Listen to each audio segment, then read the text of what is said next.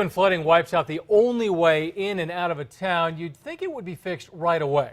Try telling that to people in one part of New Mexico who were hit by an epic flood more than 2 years ago. On special assignment, News 13's Chris McKee shows you what they're dealing with and asks the state, what's the holdup? There was nothing we could do. Yeah, it was a pretty disastrous night. It was horrendous. It's amazing what does survive. I was glad I wasn't here. 2 years later, memories of the floodwaters that tore through a New Mexico town are still raw. Oh yeah. For neighbors like James Ostler. The rocks actually sound like somebody spilled marbles on a wooden floor. That floor near Silver City in the small mining town of Mogollon, a place riddled with a lot of history, from old Western buildings to closed-off silver mines. We're standing in the middle of New Mexico 159. September 2013, torrential rains brought flooding that swept through Silver Creek. Well, we watched houses go by and those pieces just fall in and go down the road. Carrying tons of debris from the 2012 Whitewater Baldy fire. And the rain come down so hard. Lifelong Mogollon resident Daniel Morgan saw it happen. We had 7 inches within 45 minutes. It sounded like a freight train coming down there. That flood did. The flood killed a tourist who was trying to escape the chaos in his truck. It also stranded the town's 20 or so residents. Water wiped out 2 miles of New Mexico Highway 159, the only way in and out of town.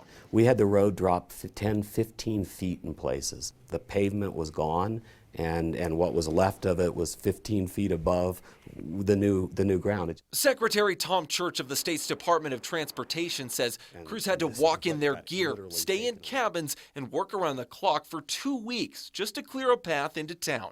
So this was the original road that came down through here. All of this debris had to be cleaned out. While today's road is still passable, it's still a rough ride. Signs warn drivers they should be in high clearance vehicles. It's almost all dirt and rocks for 2 miles. Skydrone 13 recently surveyed the damage, where in some places, new cliffs plunge 15 feet off a severed roadway that people still have to use. Drivers even have to venture through Silver Creek just to get through town. Okay. It's been a long wait for residents like Nils Mando.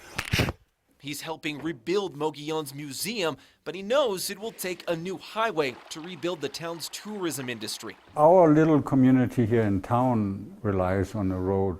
For people driving through, they're pretty hesitant about it. Residents have even had to tackle highway repairs on their own with a bulldozer. I got to be able to get in and out of here all the time. The state's new plan to transform this highway not only includes a new road, but also cutting a much deeper channel for all of this water so that any other future rains won't flood through the town.